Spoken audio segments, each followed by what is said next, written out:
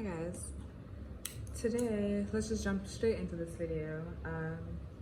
Welcome back to my channel. If you are new here, my name is Lamaria Aminah. Most people just call me Mar or Mars, whatever you prefer. And I'm in a new country, a new location. I have this beautiful picture. I actually want to ask you guys, look at that. What do you see? Let me know in the comments below. What is this picture painting representing? But without further ado, this is my first book video. I am a bookworm. I am a little book nerd. I love to read, always have since I was really young, and I've always wanted to do book talks and just have a book community. So I figured this could be my first book for this whole booktube thing. So let's just jump in. It is October 4th, so I'm about 4 days into October, but this book is gonna be my September reads. Actually, before I even start there, I wanna talk about the Libby app. People in the US, if you have a library card, there's an app called Libby, and you connect your library card, you sync it up with the app, and you have access to thousands of books within your library's county. So for me, I was living in Denver County, so I am using Denver Public Library System. I have really been on the audiobooks recently. I love taking in content by listening. And for a while I was really heavy on the podcasts and the YouTube interviews and videos, but recently I've been really wanting to just be with one topic or one story or one conversation longer than 30 minutes to an hour. So reading has been a really good, I've just really enjoyed reading through audiobooks as a way to kind of supplement that interview podcasty feel. So all of these books I actually listen to through the Libby app, and this isn't sponsored or anything, but I would love, could be good, Libby, I'm here. But yeah, it's just an amazing way to have access. I'm currently living abroad out of the US, and like the country I was in last, Thailand, I could barely find any books in English. So Libby really came through for me. But also on Libby, you can listen to read ebooks and it's audiobooks as well. And there's another sister app called Canopy, and that's for the same concept but just with movies, videos, documentaries, all that. Enough of Libby. Let's jump into my September reads. All right, so we're gonna start with the the last book I just finished in September. I actually finished it a couple days ago. I had just 20 pages left. But I've been on the waiting list for quite some time, so I was really excited when it came through. And this book was Little Fires Everywhere by Celeste Ng. I don't know if that's how you pronounce her name, Celeste Ng. And I really enjoyed this book. My mom actually recommended, she was talking about the movie or the show on Hulu, and I don't have access to Hulu here abroad. So I was like, oh, I really want to, hear the story. So I found it, and I didn't really know what to expect. The storyline at first was a little confusing to me. I just wasn't sure how they were going to tie the whole story together. But there's two families, the Richardson family and the Warren family. And the Warren family just moved, at the beginning of the book, they move into Cleveland, Ohio, and they are renting a duplex from the Richardson family. The Richardson family has lived in Shaker Heights, this curated, perfect community that, it just has many rules, perfectly ordered, very prominent, wealthy people. And they are renting this house to a single mother and her daughter who have a history of moving. And the single mother is also an artist.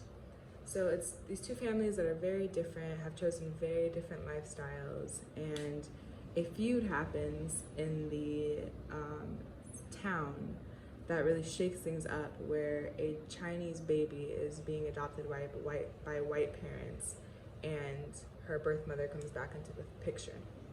Well, there's custody battle. I won't tell you the whole story. And it's really a story about identity, It's coming of age, identity, and kind of defining life on your own terms. So I just have a couple points here that I just wanted to quickly just talk about. And the story for me really prompted the question, what are you going to do about it? So there's a scene where one of the rebellious daughter of the Richardson family is faced with a conflict, and Mia, the mother, the single mother, is asked her, what are you going to do about it? And it kind of was the first time in her life that she realized like she could have a reaction, she could take a stance. And that was a common theme throughout the book, is just taking a stance. And it just triggered something in my mind to continue asking myself, what am I going to do about it when things disturb me, upset me, are unsettling in me. Another thing that I learned from reading this book is that I just haven't read fiction in a while. I've really been on the memoir tip and the self-help tip. And I know there's this whole debate if fiction is pointless, blah, blah, blah, blah. But it was really nice to just be in a fictional story and to receive the lessons that the story was teaching me without feeling like I'm being lectured to or feeling like I'm not being entertained. I'm just receiving a lesson. So it was really nice to just be in a story that was digestible but still get these meaningful and impactful concepts from the story. And the last thing I just said was just about taking bold moves. The story really is about taking bold moves and shaking your life up, shaking up the order, shaking up the masses, and that's something that I am currently doing privately, working on this piece of, I'm writing a play right now, and it's meant to shake things up. So it's really, I don't know, just a confirmation or just further encouragement to continue taking bold moves in my life and shaking up the world. And that's all I got to say about Little Fires Everywhere. I recommend listening to it. That's where I did it.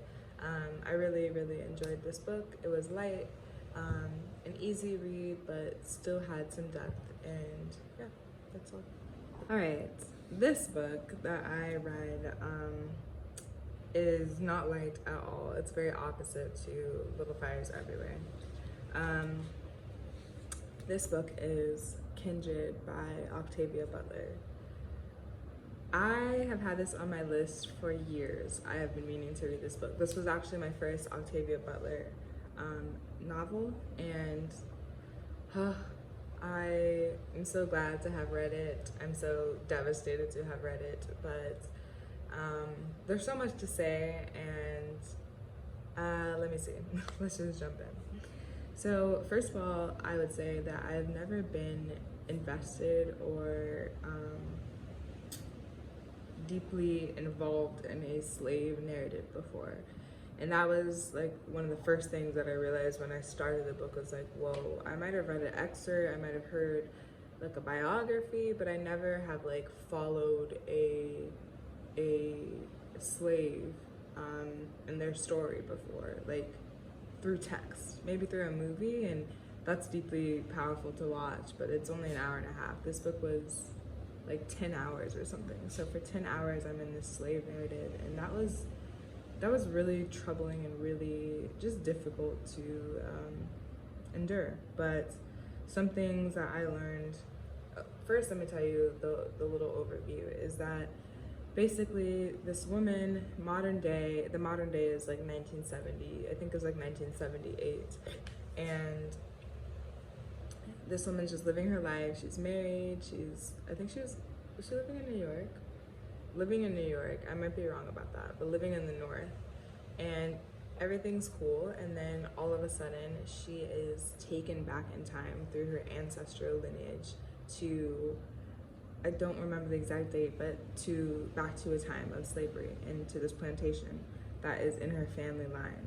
So the story goes back and forth between this modern day 1970s and the past of her ancestral slavery, or the slavery in her ancestral lineage. And she is basically having to live through these two times, and she is a Black woman. And it's just a very, very deep book that just hit so many points. But some of the things that I really took away from this is that we really cannot grasp or truly ever understand what it felt like to live during the slavery era, and just I can't even fathom what our ancestors went through. And hearing the book and just feeling the pain and the reality. Just unbelievable that people experienced slavery, and that people committed these just indescribable, unthinkable acts. And it's hard for me to even talk about, because it's just like, I have no idea.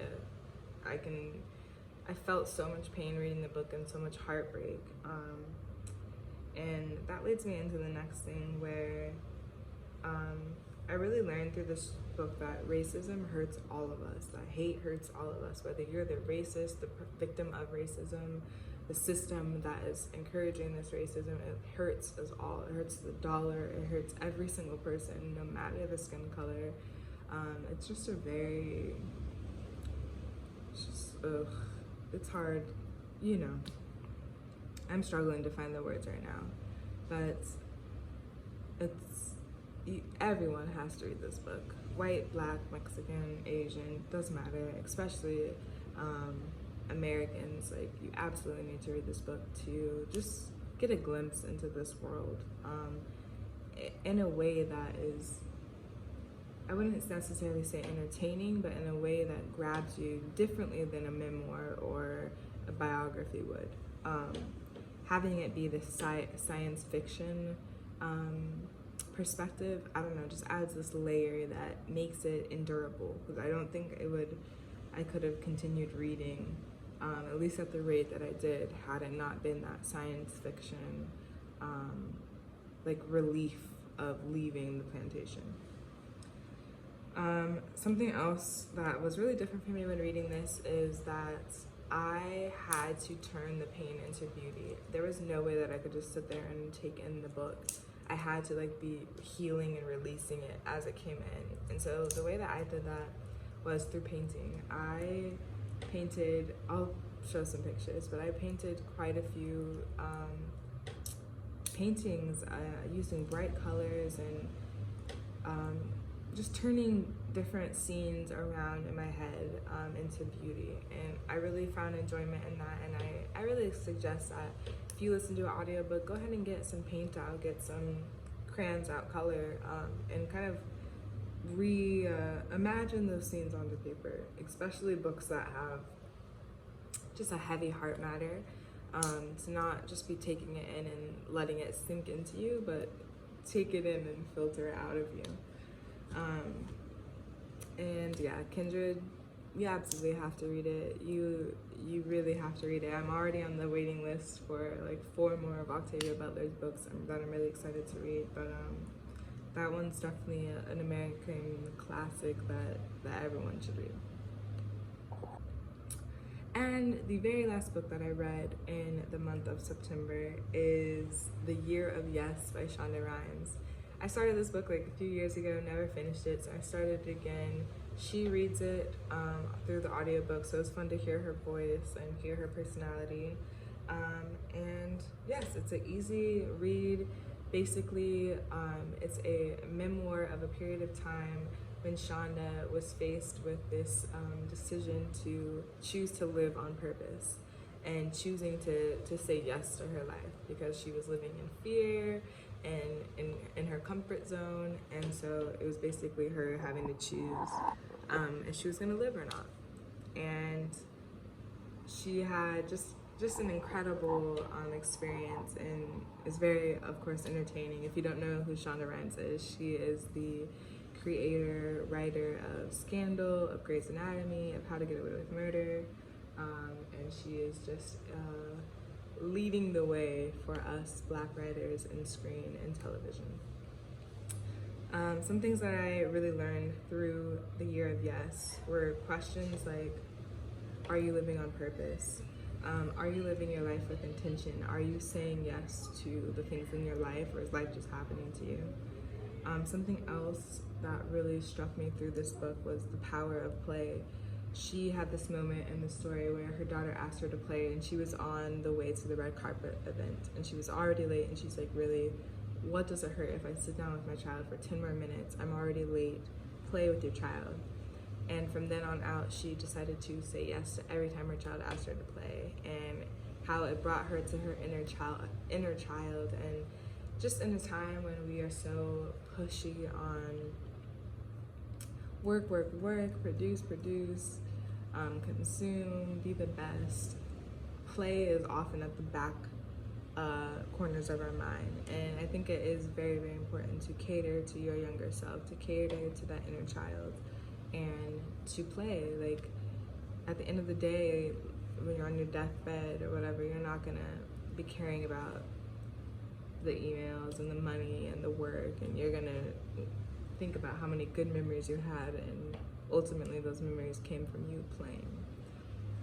And then the last point was just growth beyond fear, how you cannot have growth if you do not step outside of your comfort zone. It's inevitable that if you step outside of the boxes that you have placed yourself in, you will grow. You will become somebody new and different and more improved, and just a very good reminder. So I recommend Year of Yes. It's a very easy, light read if you're just looking for some encouragement, a self-help, testimonial kind of book. Ooh, I just got chest pain.